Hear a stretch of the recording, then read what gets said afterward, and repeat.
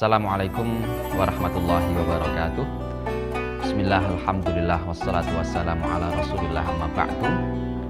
Pemirsa yang dimuliakan Allah Subhanahu wa ta'ala, kita tahu bahwa hidup kita ini tidak lepas dari yang namanya rizki. Kita juga tahu bahwa setiap makhluk itu sudah dijamin rizkinya oleh Allah Subhanahu wa ta'ala. Dan kita juga sering mendengar apa itu rizki yang halalan thayyiban. Baik, pada kesempatan yang sangat mulia ini kita akan menelaah terkait dengan hakikat rizki yang halalan thayyiban. Rizki, kalau kita lihat dalam bahasa Indonesia, itu bisa diartikan sebagai suatu pemberian yang bisa dimanfaatkan untuk melangsungkan kehidupan kita. Ternyata makna ini sama persis dengan makna dari bahasa aslinya, yaitu dalam bahasa Arab, di mana rizki ini punya dua makna besar. Makna dasarnya adalah al-minhah wal ata', yaitu pemberian dari Allah tentunya. Kemudian yang kedua adalah makna secara istilah, yaitu kullu ma yuntafa'u bihi, segala sesuatu yang bisa dimanfaatkan. Praktis dari sini bisa kita pahami bahwa rizki adalah pemberian Allah yang mana akan dimanfaatkan oleh kita, yang dimanfaatkan untuk melangsungkan kehidupan kita.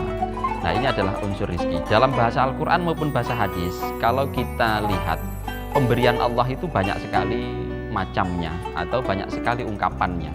Ada fadl, anugerah, karunia, ada minhah, ada minnah, ada ata', ya, ada rizki, ada nafkah dan lain sebagainya. Ya, itu semua adalah bagian dari pemberian. Itu semua bagian dari rizki juga. Namun ketika sudah disebut rizki dalam Al-Quran, hampir selalu dia dibarengi dengan penggunaannya, pembelanjaannya. Yang salah satunya adalah nanti pembelanjaannya dalam bentuk infak. Nah, disinilah bahwa yang namanya rizki adalah apa yang kita terima dari Allah Subhanahu wa ta'ala, kemudian kita manfaatkan untuk hidup kita. Itu yang rizki. Berarti kalau fadl, ini anugerah yang kadang dalam anugerah ini ada yang tidak kita manfaatkan untuk diri kita. Nah, kadang kita kita simpan atau kita gunakan untuk hal lain yang sifatnya itu mungkin tidak langsung ada hubungannya dengan kita manfaatnya. Kita punya simpanan banyak, punya tanah yang luas, yang kita pakai hanya satu petak. Maka rizki kita sebenarnya satu petak itu. Ketika yang lain, tanah yang petak yang lain menghasilkan rizki, menghasilkan sesuatu itu bermanfaat untuk kita, bisa kita manfaatkan untuk melangsungkan hidup kita, maka itu juga menjadi rizki buat kita. Nah, kemudian rizki yang kita manfaatkan, dalam memanfaatkannya harus dipastikan halalan thayyiban. Begitu juga dalam memperolehnya juga harus dipastikan kehalalan dan kethayyibannya. Apa itu halal dan apa itu thayyib? Halal ukurannya adalah syariat, sedangkan thayyib ukurannya adalah kemaslahatan dan ketiadaan mafsadah. Nah, sehingga halal ini jelas, nanti ada aturan-aturan syariat yang membolehkan. Nah, maka dalam memperoleh rizki harus dipastikan halal secara syariat, tidak menzalimi orang lain, ya, tidak diperoleh dengan cara yang dimurkai oleh Allah, tidak mengandung unsur dosa, tidak mengandung unsur-unsur yang haram. Nah, kemudian dalam pemanfaatannya juga demikian, harus dipastikan kehalalannya, maka penggunaannya juga harus digunakan, dibelanjakan untuk hal-hal yang disukai dan diridhai oleh Allah Subhanahu wa ta'ala. Tidak boleh kita gunakan, kita belanjakan untuk kemaksiatan. Begitu juga thayyib. Pemerolehannya, cara memperolehannya harus dengan cara yang baik, dengan cara yang tidak membahayakan, dengan cara yang maslahat. Tidak ada unsur mafsadah di dalamnya, tidak ada unsur dharar, tidak ada unsur bahaya di dalamnya. Begitu juga dalam pemanfaatannya harus thayyib. Karena dalam rizki ini ada kalanya dia halal untuk makhluk lain, untuk binatang misalnya, tapi dia haram untuk manusia. Begitu juga ada rizki, ya, yang diberikan kepada makhluk lain, dia baik, tapi tidak baik untuk dikonsumsi manusia. Kalau dimakan manusia bisa sakit, bisa mati dan lain sebagainya. Nah, maka di sini ini harus diperhatikan betul kehalalan dan kethayyibannya, baik dari segi cara memperolehnya ataupun cara memanfaatkannya. Nah, kemudian dari segi thayyib, dalam pemanfaatan rezeki ini juga harus diperhatikan.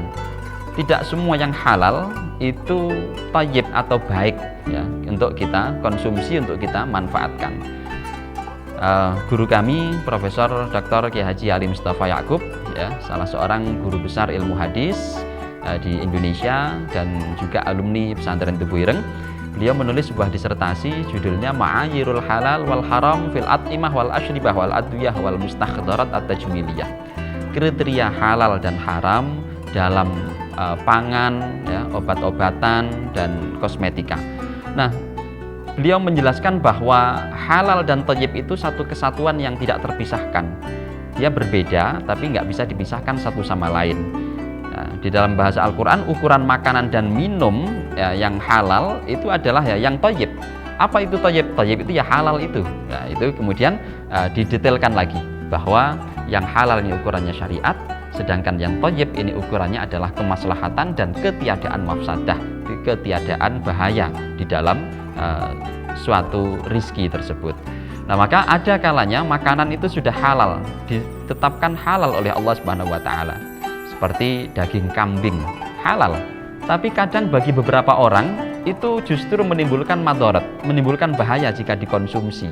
Maka bagi orang tersebut, orang yang memang mendapati madarat, mendapati bahaya ketika mengonsumsi itu berarti tidak direkomendasikan. Sehingga thayyib ini nanti urusannya dengan rekomendasi boleh atau tidak, layak atau tidaknya dikonsumsi oleh orang per orang. Sedangkan kehalalannya ini adalah menyangkut hukum secara umum. Hukum secara umum yang berlaku untuk semua orang, hukum asalnya. Nah, sehingga harus dipastikan dua-duanya, meskipun dia sudah halal, namun direkomendasikan atau tidak untuk kita konsumsi. Itu rekomendasi urusannya adalah dengan masalah thayyib. Selain itu, masalah rizki yang halal dan thayyib ini sangat berpengaruh terhadap kepribadian kita dan juga terhadap kualitas ibadah kita, termasuk juga terkait dengan diterima atau tidaknya ibadah kita. Orang yang mengonsumsi sesuatu yang haram, ya, berarti memanfaatkan sesuatu yang haram untuk dirinya, maka ibadahnya berpotensi untuk tidak diterima oleh Allah Subhanahu wa taala karena dirinya sudah kotor. Kullu lahmin nabata min haram fannaru aula bih. Setiap daging yang tumbuh dari sesuatu yang haram, maka nerakalah yang layak untuknya, hanya neraka yang layak untuknya. Nah, sehingga di sini Allah tidak menerima sesuatu yang kotor karena keharaman itu menimbulkan kotoran. Kotoran yang ada dalam diri, kotoran dalam daging, kotoran dalam jiwa, kotoran dalam ibadah tentunya. Nah, sehingga hal-hal yang kotor ini harus dibersihkan terlebih dahulu, dipastikan kehalalannya sebagai syarat mutlak untuk diterimanya suatu ibadah. Begitu juga Rasulullah juga menjelaskan bahwa doa itu hanya diterima oleh Allah, dikabulkan oleh Allah ketika semuanya bersih dari hal-hal yang haram.